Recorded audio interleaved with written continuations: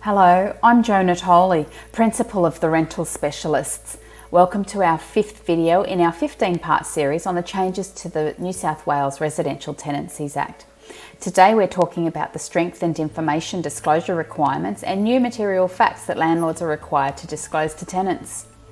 A landlord or agent must not make false or misleading statements or knowingly conceal certain material facts from a prospective tenant before they sign a lease agreement. The list of material facts is published on the tenant information statement that a landlord or property manager must give a tenant before entering into a tenancy agreement. Before signing a lease, a landlord or property manager must also tell a tenant of any proposal to sell the property, or if the landlord has prepared a contract for sale, or if a mortgagee or other lender is taking court action for possession of the property. The list of material facts and information that prospective tenants must be told before entering into a lease has been expanded. The changes to the Act also provide a remedy for tenants when material facts and information aren't disclosed. Disclosures that must be made to the tenant include whether the property is planned to be sold,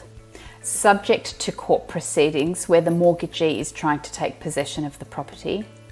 or in a strata scheme and a strata renewal committee is currently established for the strata scheme. Material fact disclosures were already in the Residential Tenancies Act, but the list of material facts that now needs to be disclosed to a tenant has been expanded. The landlord or agent must tell a tenant if they are aware of any of these facts if the property has been subject to flooding from natural weather event or bushfire in the last 5 years, has significant health or safety risks unless it's obvious to a reasonable person when the property is inspected, has been the scene of a serious or violent crime, for example murder or aggravated assault, in the last 5 years, is listed on the Louisville Asbestos Insulation Register, has been used to manufacture or cultivate a prohibited drug or prohibited plant in the last 2 years, is part of a building where a fire safety or building product rectification order or a notice of intention to issue one of these orders has been issued regarding external combustible cladding, is part of a building where a development or complying development certificate application for rectification has been lodged regarding external combustible cladding, is in a strata scheme where scheduled rectification work or major repairs will be carried out to the common property during the fixed term of the agreement, is affected by zoning or laws that will not allow you to obtain a parking permit and only paid parking is available in the area, or is provided with any council waste services that are different to other properties in the council area,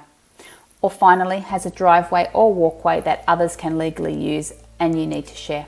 So before a lease is signed, the landlord or property manager must also need to give the tenant a copy of the strata scheme's bylaws. A tenant is able to end their tenancy agreement by giving at least 14 days notice if the landlord or agent fails to comply with any of the information disclosure obligations. A tenant can also apply to the tribunal for an order to end the tenancy. The tribunal also has the discretion to order the landlord to compensate the tenant for any costs incurred as a result of ending the tenancy agreement early. If you'd like any further information about any of the new laws and how they apply to you, please feel free to be in touch with us. We'd be happy to help.